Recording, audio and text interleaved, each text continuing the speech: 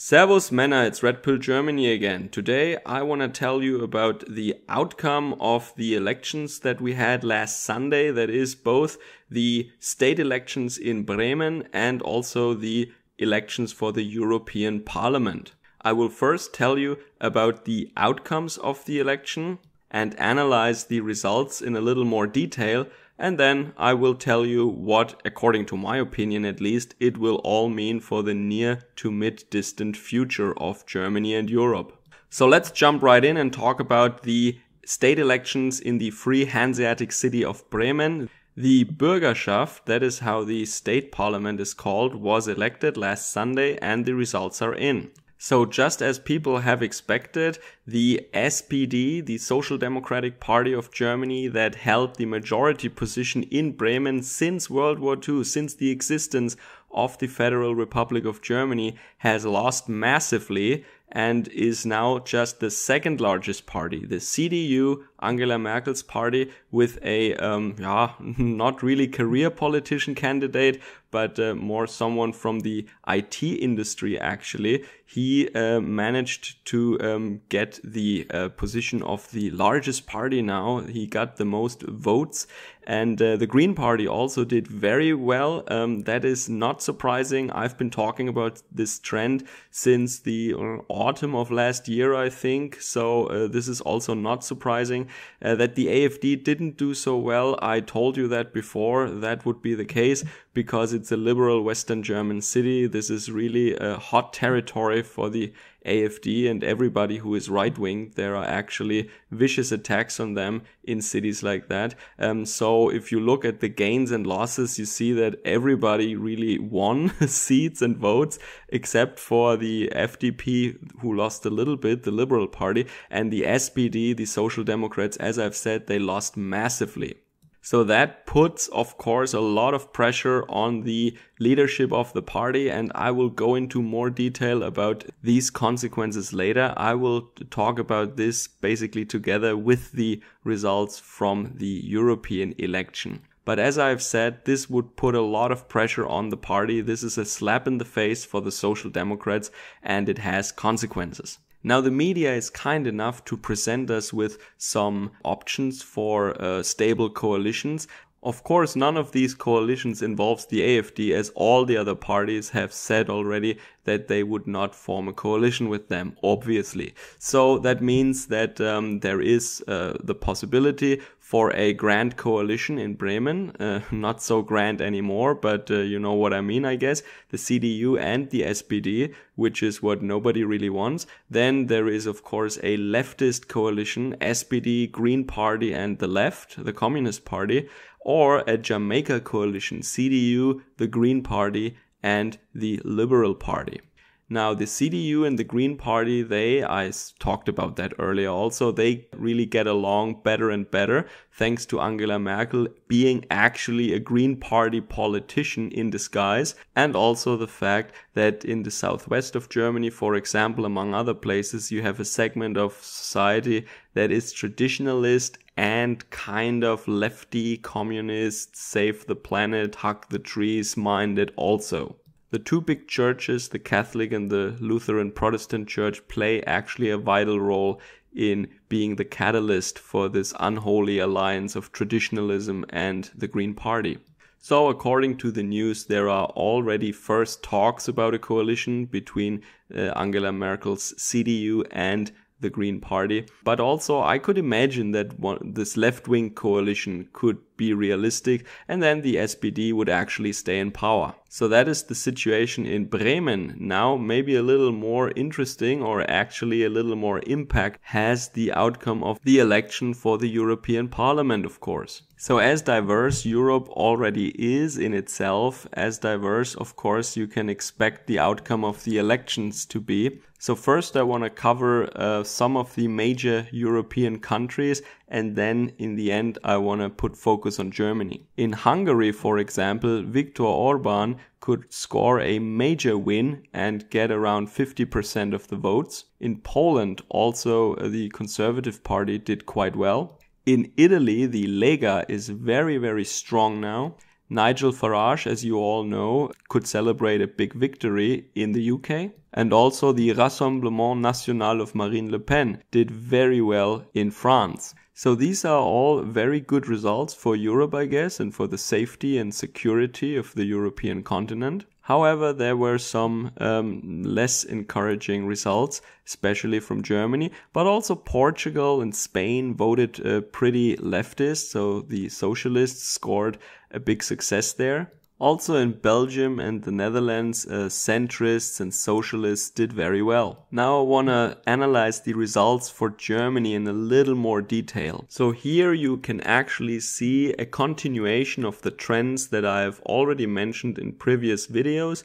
It is basically safe to say that the ruling parties in Germany on the federal level, the CDU of Angela Merkel and the Social Democrats, are the big losers of this election. It was maybe a protest vote that people in Germany are really unsatisfied with the way that the Grand Coalition is ruling Germany. And the big winners are the Green Party and the AfD. So that means the leftists that are not satisfied with the way that the government handles business is moving over to the Green Party, and the more centrist or right-winged or conservative people, they move over to the AfD. And that is a trend that we have observed before, of course. This is nothing new. Now, of course, I can see the comments again that 11% is not nearly enough for the AfD and what is wrong with Germany, yeah?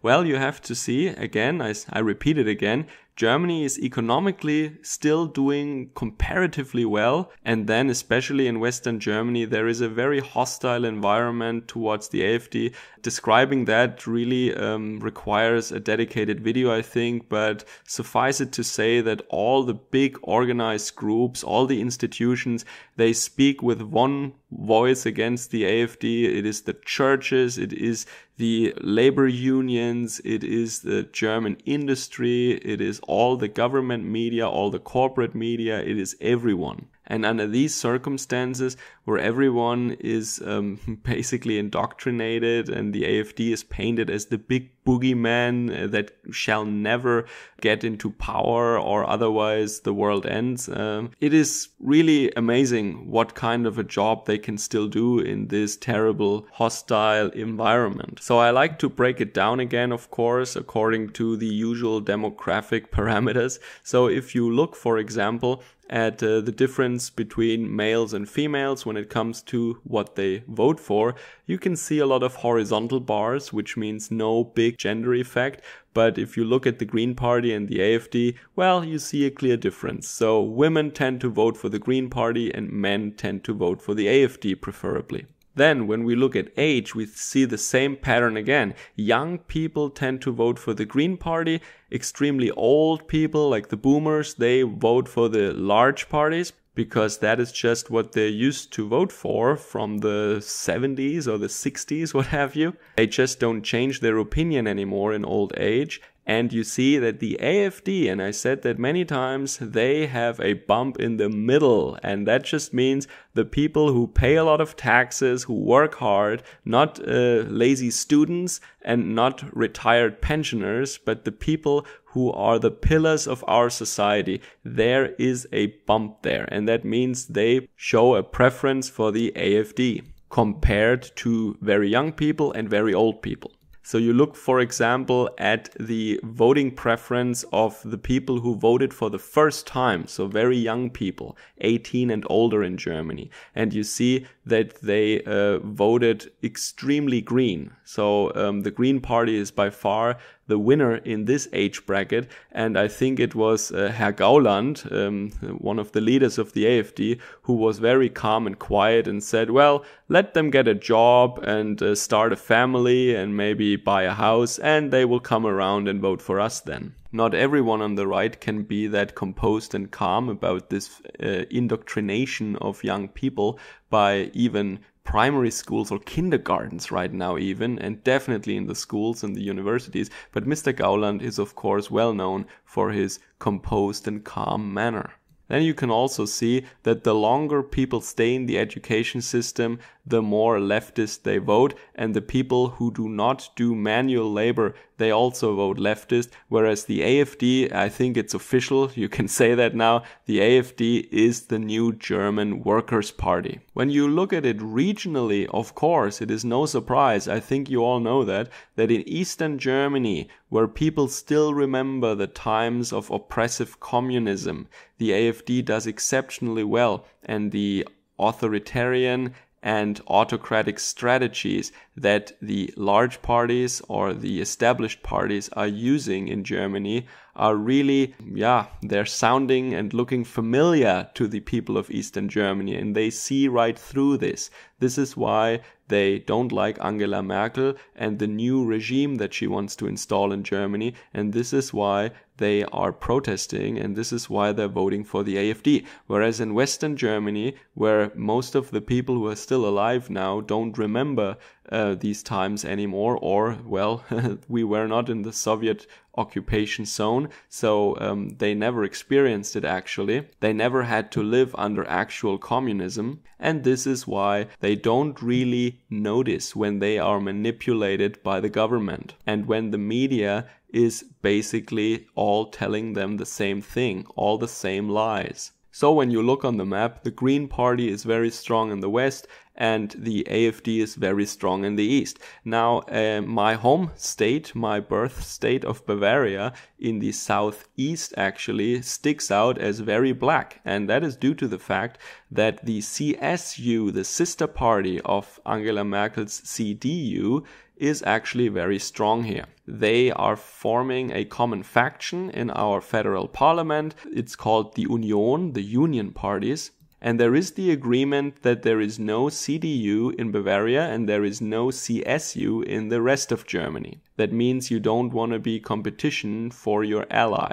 But the CSU, even though they're very close to the CDU, it would be actually wrong to say that they're the same. I would never vote for them again because they support officially Angela Merkel, but it causes a lot of them a lot of discomfort at least, whereas people in the CDU, they are willing helpers of Angela Merkel, whereas the CSU, they are more reluctant helpers of Merkel. So of course I don't vote for them, but I have to acknowledge that there is still a difference between them and Angela Merkel. So that means the strong blue color in the southeast of Germany, that is the CSU in Bavaria, and they are not the same. They are a little more conservative at least than Angela Merkel's party. So now let's focus on the consequences. So there have been voices on the right that have actually said that the AfD in Eastern Germany should actually split off from the Western AfD, that there should be two AfDs because the East is clearly stronger and they're more right-winged, and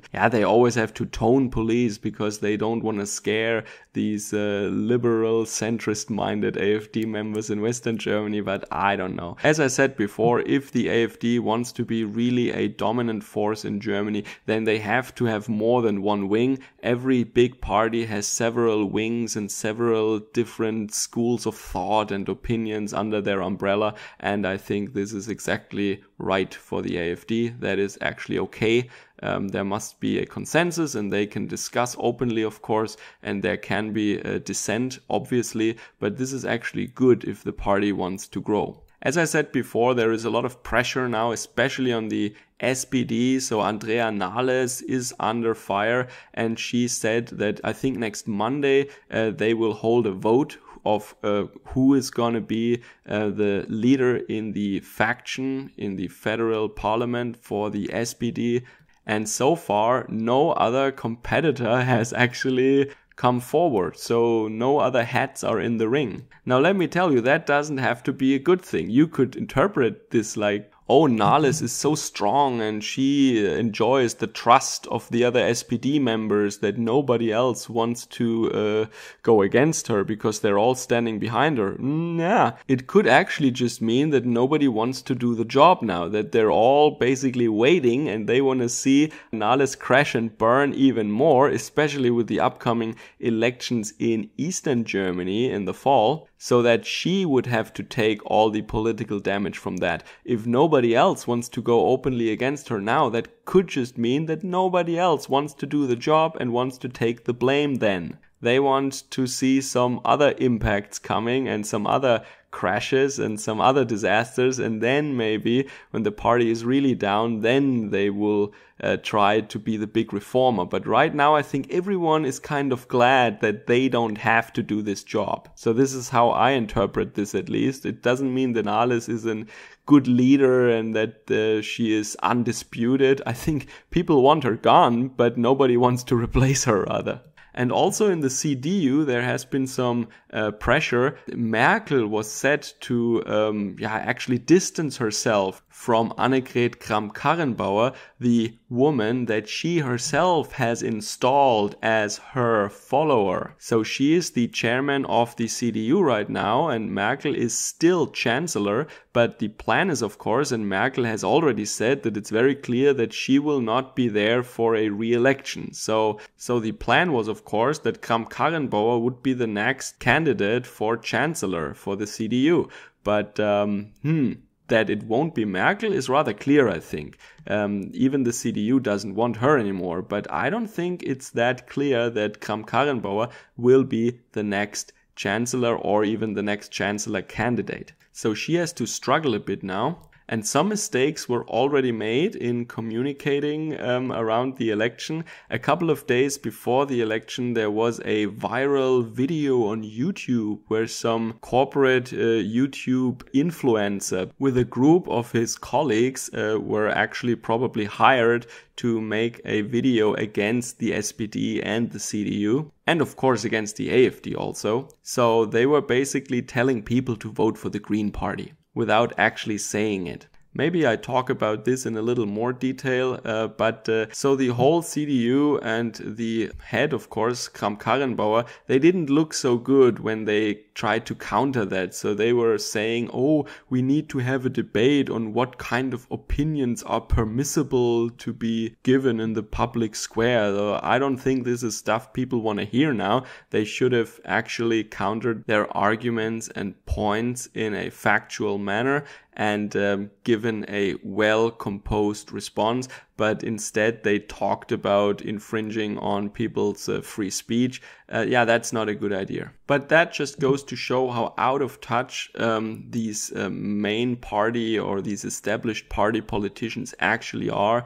And the Green Party, they will be there soon. The SPD is already circling down the toilet actually, and in every new revolution on this downward spiral, they are burning through a new leader or wannabe leader. The CDU is now actually entering that phase, I think, where, and now at least if you were at the head of the CDU, you were in a rather stable position. I think now the party and our country comes to a new era where also the seat at the helm of the CDU party is a rather uncertain position, and the Green Party maybe still has a little way to go, but sooner or later they will be there too, I believe. Because their recipes are not solving our problems, they're making them worse. Because they're not guided by science or by truth, they are guided by a narrow-minded ideology that is hostile to the European people, and that can never succeed here. So I don't want to make this too long. I hope this was useful information for you